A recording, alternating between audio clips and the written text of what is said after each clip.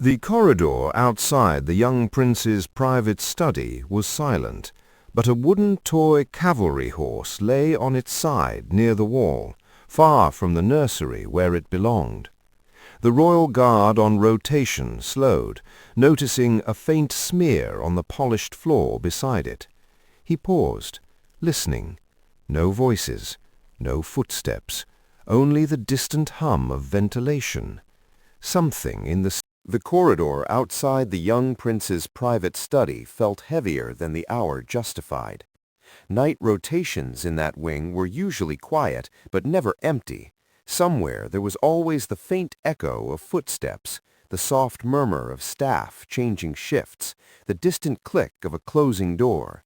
Tonight, there was only the low mechanical hum of ventilation and the subdued glow of wall lamps reflecting off polished stone. The royal guard on duty slowed as he approached the fallen toy cavalry horse lying near the wall, its painted rider chipped at the shoulder. It did not belong there.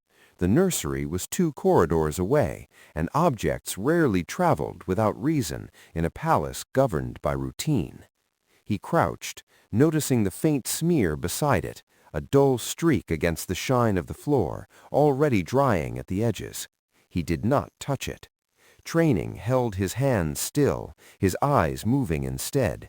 Door seams, hinges, the angle of the light beneath the entrance ahead. The door, he realized, was not fully closed. That alone was irregular. Restricted rooms were secured at all times after evening inspection. He approached quietly, listening first. Silence answered. He opened the door just enough to look inside. The reading room smelled faintly of paper and polish, but beneath it lingered another scent, metallic and thin. The prince was seated on the floor near a low table, back against the paneling, one sleeve darkened where blood had soaked through the fabric. He was conscious, eyes unfocused but open, breathing shallowly as if afraid to move. The guard crossed the room at once, kneeling but careful not to startle him. His voice when he spoke remained low and even, the tone used to steady rather than question. The prince tried to answer when asked what had happened, but his words came uncertain, fragmented, as if the memory itself had slipped out of reach. The guard pressed the call signal on his wrist unit, requesting medical assistance and reporting an injured royal minor in a restricted chamber. He gave no speculation, only facts, each word measured.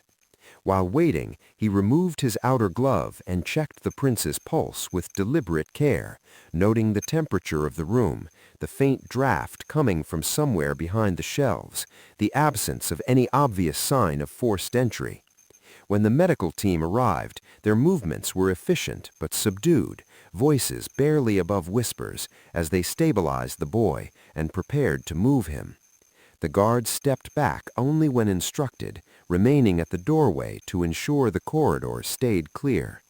As the stretcher passed, the prince's hand briefly caught his sleeve, not tightly, just enough to be felt. The guard paused, meeting the child's eyes for a moment, then gently freed the fabric and resumed his post. Once the medical team disappeared down the corridor, he sealed the room and initiated a formal breach report, transmitting the first alert that would ripple quietly but decisively through the palace security network.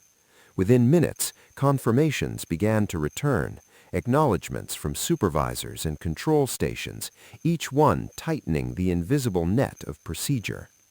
Yet as he stood outside the silent reading room, the guard felt a quiet unease that protocol alone did not settle, a sense that the small irregularity of a misplaced toy was only the outer edge of something larger still hidden. The corridor did not remain empty for long. Senior security officers arrived first, their expressions composed but intent, followed by a palace physician who had remained behind to examine the room itself. The guard delivered his report in precise sequence, recounting each observation in the order it had occurred, careful to separate what he had seen from what he could not yet explain. Questions were brief and professional, the exact time he had entered the corridor, the position of the door, the prince's condition when first seen. He answered each without hesitation, yet he could feel the subtle shift that always followed an incident involving the royal family, the atmosphere tightening, every movement watched, every statement weighed. After the officers completed their initial survey, the guard was instructed to remain nearby in case further clarification was needed. He stood at attention along the wall, eyes forward, but his awareness extended to every sound, the soft snap of evidence bags being sealed, the quiet scrape of a chair moved to examine the floor beneath it, the distant echo of hurried footsteps as messages traveled deeper into the palace. Word of the injury reached the highest levels of authority within the hour. Though the guard did not see the sovereign, he felt the change in tempo when new orders began to flow, requests for access logs, confirmations of staff assignments, instructions to restrict movement in adjacent corridors. The palace, so often a place of ceremony and measured routine, shifted into a quieter, more controlled state, like a great structure holding its breath. Eventually, the reading room was cleared, sealed for further investigation, and the guard was directed to accompany a supervisor to provide a full written statement. In the small office where this was done, the air felt warmer, the lamps brighter, yet the sense of gravity remained. He wrote carefully, reconstructing the sequence minute by minute, including details others might have dismissed, the draft near the shelves, the angle of the toy, the absence of any noise before he entered. When he finished, the supervisor read the statement twice, then looked up with a measured expression that revealed neither approval nor doubt, only concentration. "You followed procedure," the man said quietly. The guard inclined his head, but inside he felt no satisfaction, only a growing certainty that procedure alone did not bring the prince into that room. After the statement was filed, he was released to return to duty, though the wing was now under restricted access and patrol patterns had been adjusted. As he resumed his position farther down the corridor, the palace seemed subtly altered, familiar passages carrying a faint tension that had not been there before.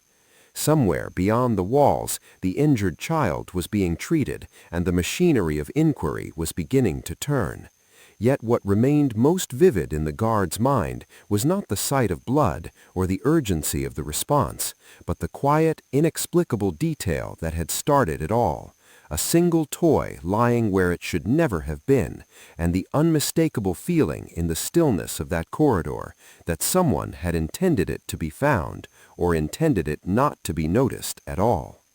The order to restrict internal movement came before dawn, delivered not with raised voices or visible alarm, but through a sequence of quiet directives that moved from office to corridor to guard post with measured precision.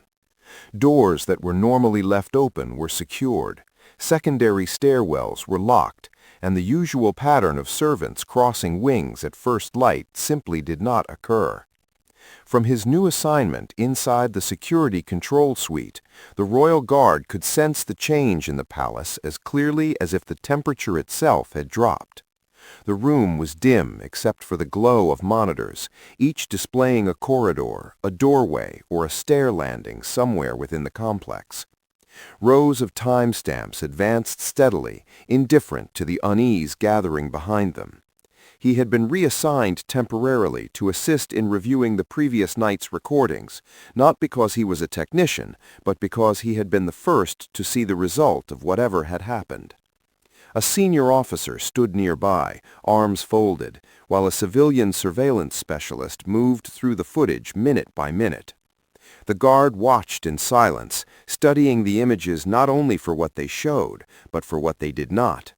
Most corridors appeared unchanged, staff passing at routine intervals, patrols moving according to schedule. Yet as the timeline approached the hour preceding the discovery, something subtle shifted. A camera in a secondary passage flickered once, the image dissolving into a brief distortion before returning to normal. The technician marked the moment, but did not comment, continuing forward. Minutes later, another feed showed a similar interruption, shorter but unmistakable. The guard leaned slightly closer to the screen, his attention narrowing. Interruptions could occur for many reasons: routine maintenance, signal interference, even power fluctuations, but such events were logged automatically. He asked quietly whether any maintenance had been scheduled in that sector. The technician checked, then shook his head. The senior officer's expression tightened almost imperceptibly. They rewound the footage and watched again. The distortion lasted less than 3 seconds, but when the image stabilized, the corridor was empty in a way that felt deliberate, as if time itself had skipped forward. No figure entering or leaving, no sound, only the uninterrupted progression of the clock in the corner of the screen. The guard felt the same faint unease he had experienced in the reading room, the sense of a detail that did not belong within the pattern of ordinary events. Instructions were given to pull access logs for the surrounding doors, and while the technician worked, the guard remained still, listening to the quiet rhythm of keyboards and the distant hum of equipment. Somewhere deeper in the palace, physicians were continuing to treat the prince, and the knowledge of that small, injured figure lingered at the edge of his thoughts, sharpening his focus. This was no longer a matter of a single unsecured door. The interruptions, brief as they were, suggested preparation, intention, and a familiarity with the palace systems that few people possessed. When the first set of access logs appeared on the screen, the room grew even quieter, as though everyone present understood that what they were about to see might narrow the field of possibilities in ways none of them could ignore. The logs revealed movement, but not the kind that immediately resolved the mystery. Doors in adjacent corridors had opened and closed within normal parameters, their electronic signatures matching authorized credentials. Nothing appeared forced or irregular at first glance. Yet the guard noticed something that did not fit the rhythm of routine. A service door leading toward the older sections of the palace had been opened for exactly 14 seconds, then closed again less than 10 minutes before the first camera interruption. The duration was too short for maintenance work and too precisely timed to be accidental. He pointed it out quietly, and the technician enlarged the entry, confirming the timestamp. The senior officer requested identification of the credential used. The system responded after a brief delay, displaying a designation that caused a subtle shift in the room's atmosphere. Not a name, but a level of clearance associated with administrative oversight rather than technical duties. No one spoke for several seconds. Authority, the guard understood, could open doors more easily than tools ever could. Instructions were issued to cross-reference the credential with staff assignments from the previous evening. While that process began, the guard continued reviewing footage from surrounding cameras, searching for any movement that coincided with the 14-second window. Most angles showed nothing unusual, but one distant camera, positioned at the far end of a corridor seldom used at night, captured a faint change in shadow along the wall, as if someone had passed just beyond the frame. It lasted less than a second, easy to overlook unless one was already looking for it. He marked the moment and called it to the officer's attention. The officer studied the frame, then nodded slowly, the gesture carrying more weight than words. The realization that the incident might involve someone with legitimate access began to settle over the investigation like a thin, persistent fog. Messages arrived from higher offices confirming that the sovereign had ordered a full internal lockdown until further notice. Movement would be tracked, interviews conducted, and every department would account for its personnel. The guard listened as these orders were relayed, aware that such measures were rare and never taken lightly.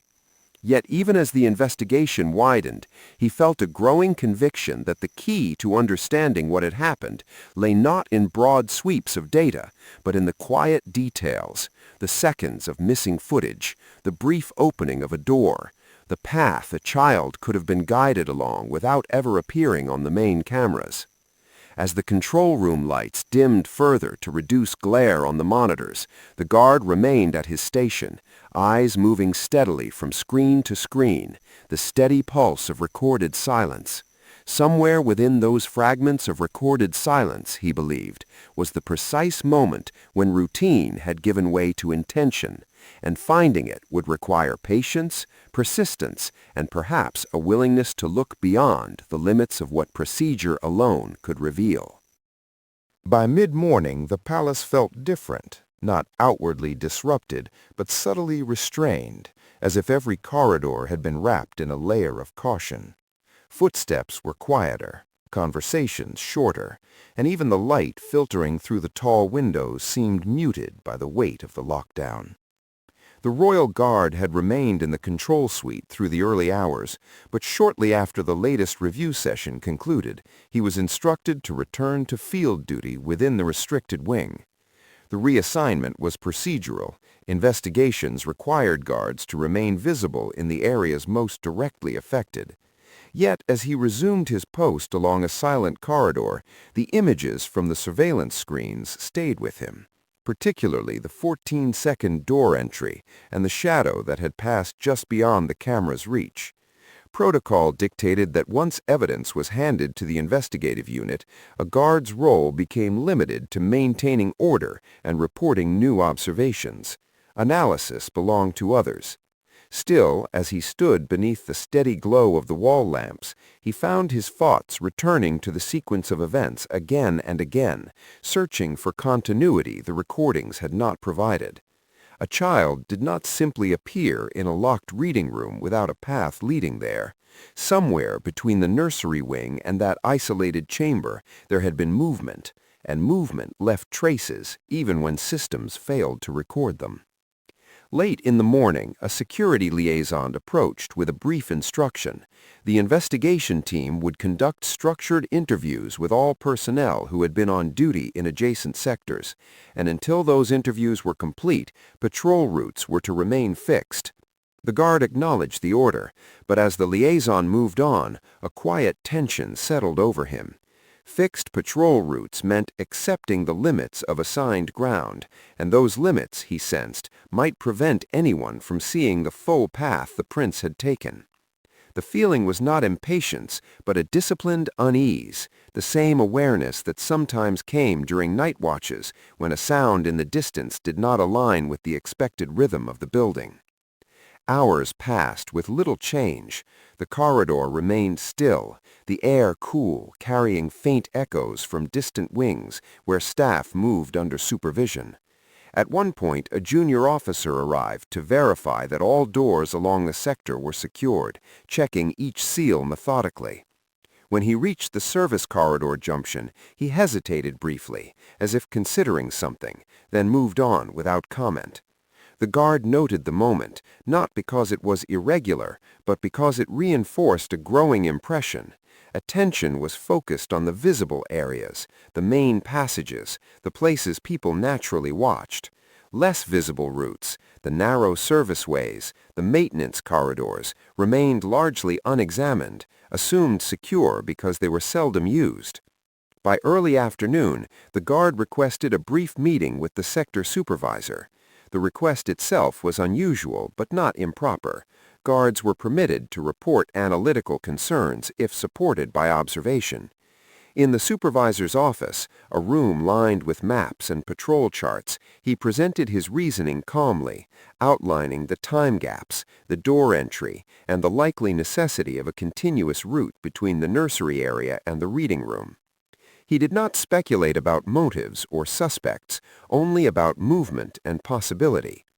The supervisor listened in silence, fingers resting lightly on the edge of the desk, eyes thoughtful but cautious. Protocol, the supervisor reminded him, required that independent searches be conducted only under direction of the investigation team. Unauthorized movement, even with good intentions, risked contaminating evidence or creating confusion. The guard accepted the point, yet he also understood that time was a factor. Physical traces faded, memories blurred, and subtle signs were easily lost. When he finished speaking, the room remained quiet for several seconds, the distant ticking of a wall clock marking each passing moment as the supervisor weighed procedure against urgency. Permission, when it came, was limited and carefully defined. The guard was authorized to conduct a preliminary retracing of possible routes, but only within a designated zone and only to observe, not to disturb or open any sealed area. A junior officer would accompany him to document findings, ensuring that every step remained within the bounds of protocol. The conditions were precise, almost restrictive, yet the guard recognized the significance of the decision itself. Authority within the palace moved cautiously, and even limited authorization meant that his concerns had been taken seriously. They began in the late afternoon, when the light outside had softened and the long corridors carried a faint golden reflection from the high windows. Starting near the nursery wing, the guard walked slowly, studying the environment as much as the path. The carpets absorbed sound, but subtle impressions could still be seen where fibers had been disturbed and then brushed back into place. Door handles showed faint variations in polish where recent contact had occurred. None of these details proved anything on their own, yet together they suggested movement not fully accounted for in the official logs. As they progressed, the junior officer recorded notes quietly, the soft scratch of pen against paper echoing faintly in the otherwise silent passage. They reached the junction leading toward the service corridors, a place where the architecture changed almost imperceptibly, ceilings lowering slightly, lighting becoming cooler and more utilitarian. Here the air felt different, still, but carrying a trace of colder stone and dust rarely stirred. The guard paused, listening. From somewhere deeper within the service wing came a faint metallic resonance, perhaps a distant pipe adjusting to temperature, perhaps something else. He continued forward, aware that each step carried them farther from the main routes and deeper into the network of passages that supported the palace's visible grandeur. At a narrow intersection, he noticed a detail so small it might easily have been missed, a faint scuff along the base of the wall at a height consistent with a child's shoe, partially cleaned but not completely erased. He knelt to examine it without touching, studying the direction of the mark. It angled toward a corridor that, according to official maps, led to storage rooms and an old service stair no longer used for regular operations. The junior officer leaned closer, following his gaze, and for a moment neither spoke. The silence carried a quiet confirmation that they were no longer following abstract possibilities, but the first tangible sign of a path. Yet, even as the discovery settled in, the guard felt the weight of the limits placed upon him. The corridor ahead fell outside the zone authorized for preliminary observation. To proceed would require new permission, and requesting it would take time in which evidence might disappear or be altered. He remained still, considering the boundary before him, aware that the choice between waiting and continuing was not merely procedural, but moral, the balance between obedience to rules and responsibility to the vulnerable life those rules were meant to protect. The air in the narrow passage felt cooler, carrying a faint scent of old stone, and somewhere far above, a distant clock began to strike the hour, each measured note echoing through the unseen chambers of the palace, as the guard stood at the threshold, knowing that whatever lay beyond it would shape everything that followed. The guard did not cross the boundary immediately. He remained where he was, standing in the dim service corridor, listening to the last echo of the distant clock fade into silence. The junior officer beside him waited without speaking, understanding that the pause was not hesitation, but calculation. Procedure existed to prevent mistakes, to preserve evidence, to maintain order within a structure that relied on discipline. Yet the faint scuff along the wall and the direction it pointed were not abstract possibilities. They were the first physical trace of a path a child had taken. After a moment, the guard instructed the junior officer to contact the sector supervisor and request an extension of the authorized zone, reporting precisely what they had found. The call was brief, the description concise. While they waited for a response, the guard studied the corridor ahead without moving forward. The passage was narrower than the main halls, its stone walls unadorned, its lighting spaced farther apart so that pools of illumination alternated with shadow. The air felt cooler here, carrying the faint mineral scent of older masonry.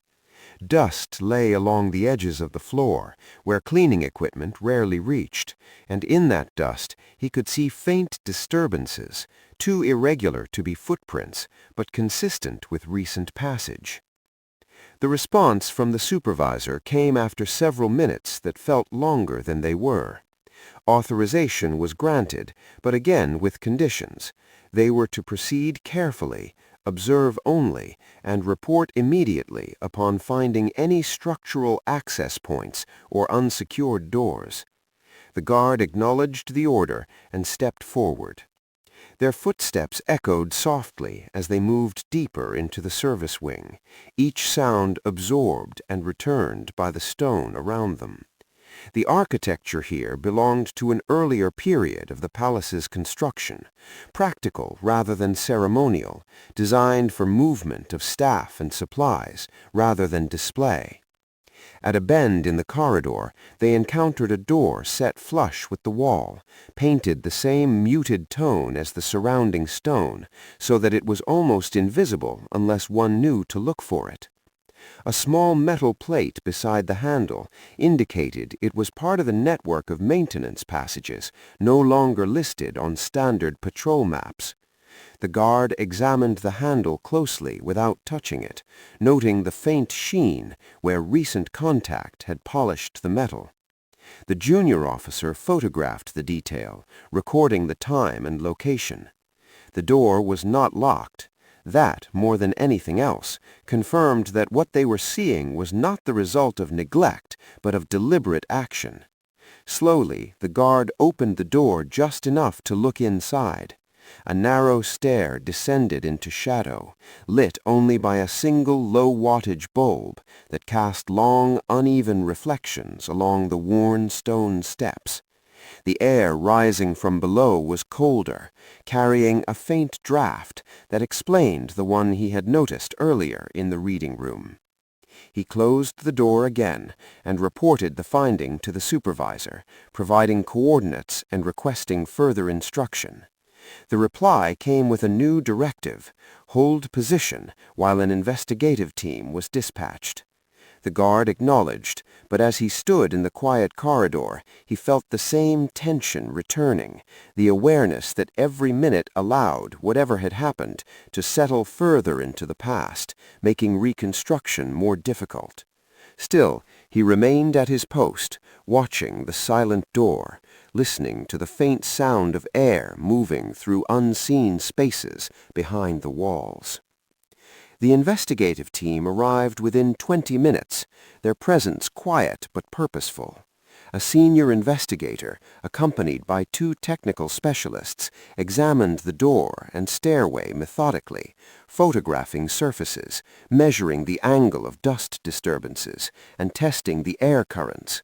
The guard observed in silence, answering questions when asked, providing a clear account of how the passage had been located. When the team was ready to proceed, they allowed him to accompany them, recognizing that his observations had already proven valuable. The descent into the passage was slow, each step taken with care to avoid disturbing the fine layer of dust along the edges. The temperature dropped perceptibly as they moved downward, the air becoming still and faintly damp, carrying the muted scent of stone that had not seen regular use for years. At the base of the stair, the passage opened into a narrow corridor running parallel to the main structure of the palace, its ceiling low enough that even the tallest member of the team had to incline his head slightly. Here, the disturbances in the dust were clearer.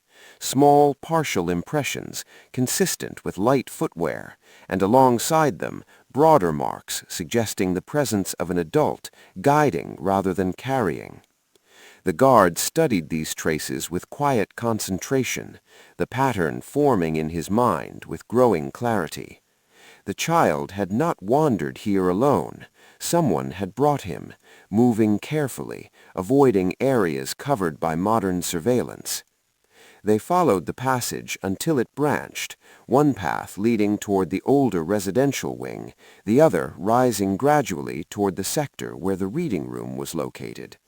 Near the base of that incline, they found a second door, this one secured but recently unlocked, its mechanism still faintly warm from use according to the technician's instruments. The realization settled over the group in silence. The prince had been brought through this hidden route, bypassing corridors and cameras entirely, guided by someone who knew both the architecture and the security procedures well enough to avoid detection. When the team completed their documentation, the guard remained standing near the concealed panel, looking at the narrow opening that connected the hidden passage to the room where the injured child had been found. The knowledge carried a quiet weight. This was not an accident, not a random breach, but the deliberate misuse of access granted by trust. As they prepared to seal the passage and report their findings, the guard felt a shift in the investigation's gravity. What had begun as a search for an unexplained injury had become something more serious, a question not only of security, but of responsibility, and of how authority, when misused, could place the most The discovery of the hidden passage altered the direction of the investigation immediately, though the outward rhythm of the palace remained controlled and quiet. Reports moved upward through channels of authority with careful wording, each sentence precise, each conclusion supported by observation rather than speculation. The royal guard submitted his formal account alongside the investigative team's documentation, reconstructing the probable sequence step by step.